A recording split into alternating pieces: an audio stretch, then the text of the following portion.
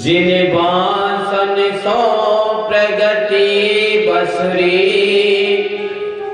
जिन बासन सो प्रगति बसुरी। आज मेरे गोविंद ने बहुत ही सुंदर वेणु का निनाद किया। सुखदेव जी कहते हैं, राजन परीक्षित, मेरे गोविंद ने ऐसी मुरली बजाई, ऐसी मुरली बजाई।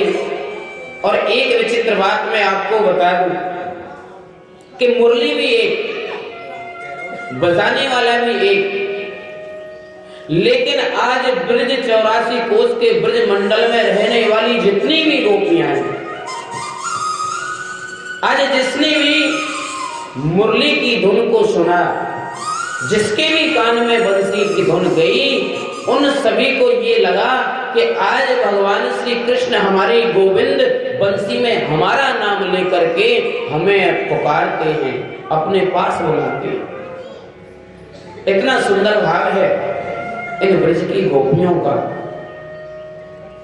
आज जो भी गोपी जिस कार्य में लगी हुई थी, उसी कार्य को वहीं छोड़ करके आज दौड़ पड़ी कन्हैया से मिलने के लिए। और इतना ही नहीं, एक बात मैं और आपको बताऊं कि एक गोपी अपनी आंख में काजल लगा रही थी, और जैसे ही उसने मुरली की धुन को सुना, बस एक आंख में काजल लगाया था, दूसरी आंख में तो लगा भी नहीं पाई। जैसे ही बंसी की धुन को सुना, दौड़ पड़ी कन्हैया से मिलने के लिए। एक गोपी साड़ी पहन रही थी, अभी उसने लहंगा ही पहना था, साड़ी तो पहनी भी नहीं। जैसे ही बंसी की धुन को सुना, साड़ी पहनना ही भूल गई, बगैर साड़ी पहने ही लहंगा से ही दौड़ पड़ी कन्हैया से मिलने के लिए। एक गोपी गाय का दूध दो रही थी, और जैसे ही बंसी की धुन को सुना, वही बाल्टी को डाल करके दौड़ पड़ी कन्हैया से मिलने के लिए।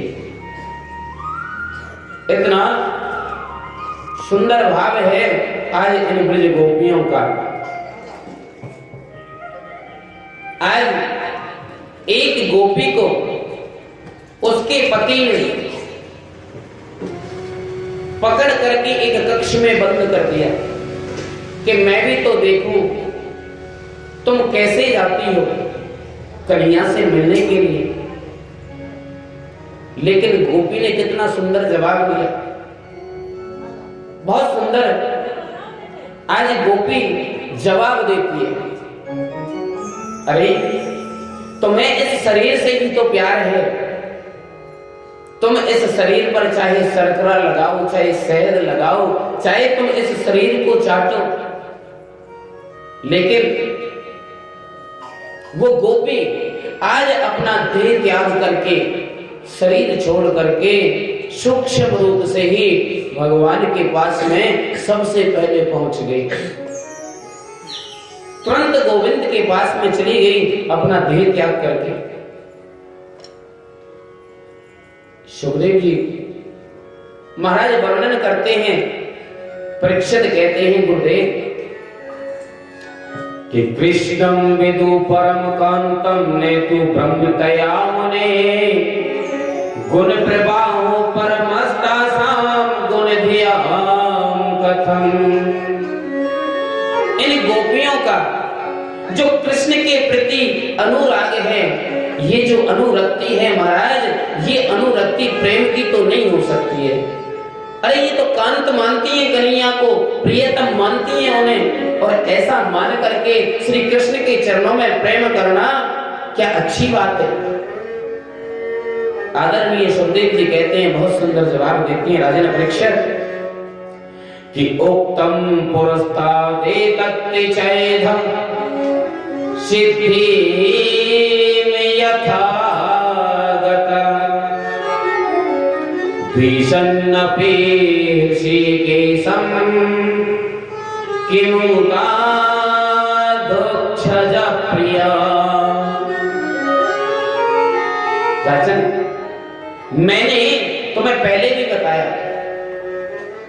कि किसी भी भाव से कृष्ण के चरणों में प्रेम करो, बस तन्मयता होनी चाहिए, तन्मयता होनी चाहिए, किसी भी भाव से करो। आज तन्मयता जब आ जाएगी, कृष्ण मिलन की विरह अग्नि जब प्रस्फुटित होगी, तो समस्त कर्म उसमें जलकर के दग्ध हो जाएंगे, नष्ट हो जाएंगे। राजन,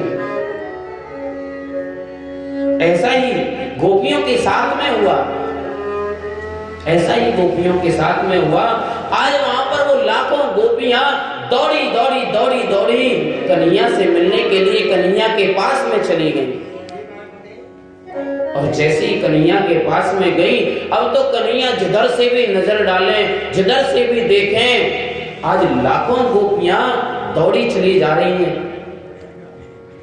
बहुत सुंदर भाव है। आज उन सभी